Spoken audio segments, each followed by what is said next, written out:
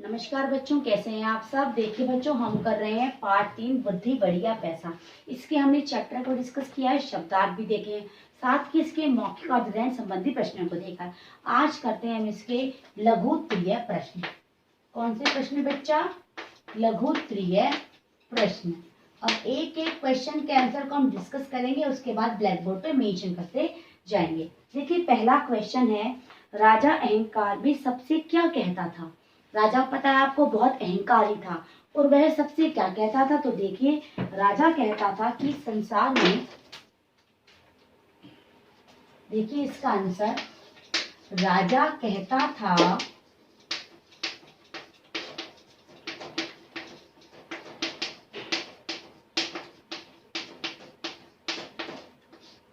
कि इस संसार में, ये वाला टॉपिक हम डिस्कस कर चुके हैं मौखिक प्रश्नों में, फिर भी एक बार दोबारा लिखते हैं कि संसार में धर्म, कर्म, स्त्री, पुत्र, साथ ही साथ मित्र और सखा, सब क्या होते हैं? सब पैसा ही होते हैं।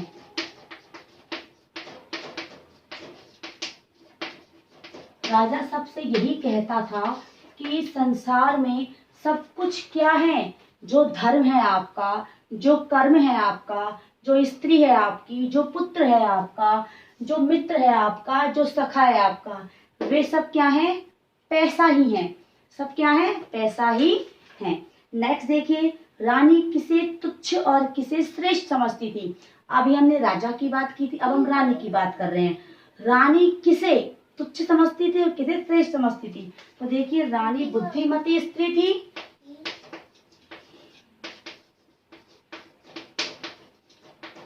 रानी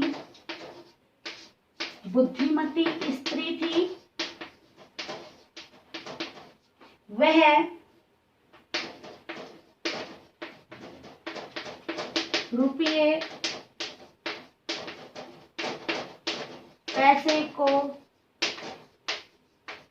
तुच्छ तथा बुद्धि को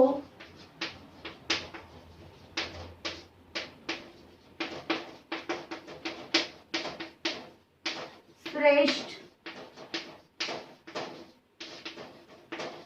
समझती थी।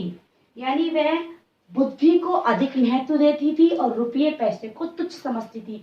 वह यह मानती थी कि रुपया पैसा बुद्धि के बल पर कमाया जा सकता है, लेकिन रुपये पैसे के बल पर बुद्धि प्राप्त नहीं की जा सकती है। तो आप लोग भी जानते हैं इस बात को। तो देखिए थर्ड क्वेश्चन, एक दिन राजा ने रानी से क्या पूछा। आपको पता है, मैंने आपको प्रीवियस क्लास में इसकी स्टोरी बताई थी कि राजा ने रानी से पूछा। तो लिखिए, एक दिन राजा ने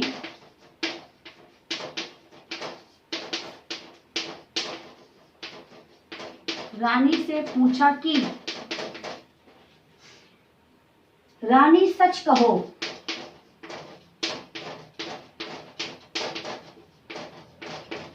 क्या करो?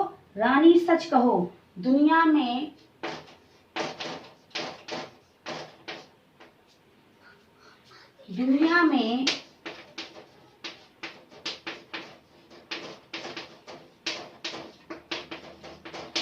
बुद्धि बड़ी है या पैसा। राजा ने रानी से क्या पूछा कि रानी सच कहो, इस दुनिया में बुद्धि बड़ी है या पैसा। अब देखिए इसका नेक्स्ट क्वेश्चन, व्यापार से प्राप्त रुपयों का रानी ने कैसे उपयोग किया। रानी ने जो व्यापार किया था धन्नु सेठ से 2 ईंटों के बदले में 10,000 रुपये मंगवाकर, उस व्यापार से रानी ने क्या किया। तो देखिए रानी ने गरीबों के लिए, रानी ने उस पैसे का सही उपयोग किया। उसने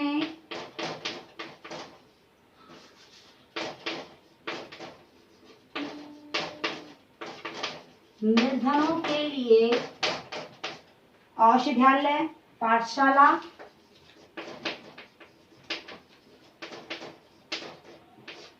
औषधालय, पाठशाला तथा अनाथालय खुलवाए। रानी ने क्या किया उन पैसों का?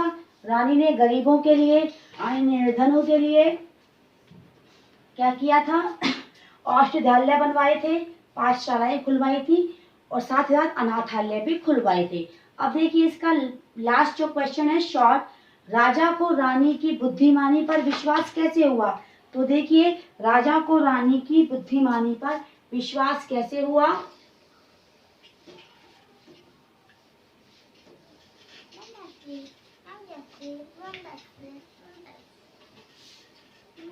हाँ जी, देखिए इसका आंसर, जब राजा रानी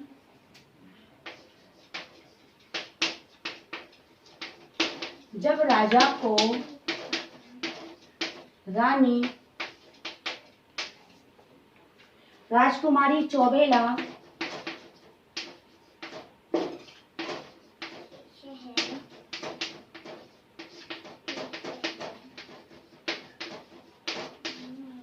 कि जेल से छुड़ाकर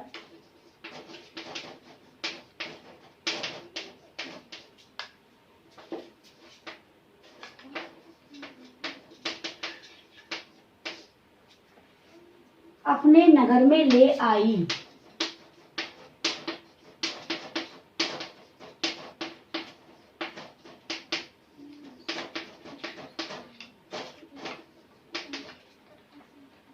तब राजा ने देखा कि रानी के मकान के पास तब राजा ने क्या देखा कि रानी के मकान के पास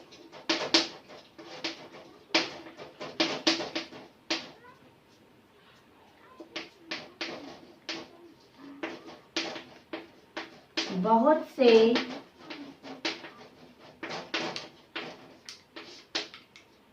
औषधालय,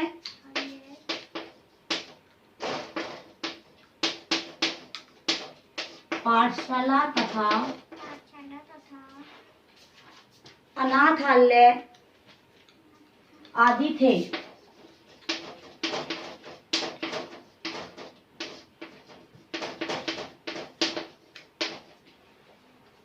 तब राजा ने सोचा कि रानी ने ये लाखों की इमारतें कैसे बनवाई। राजा ने सोचा कि रानी ने ये लाखों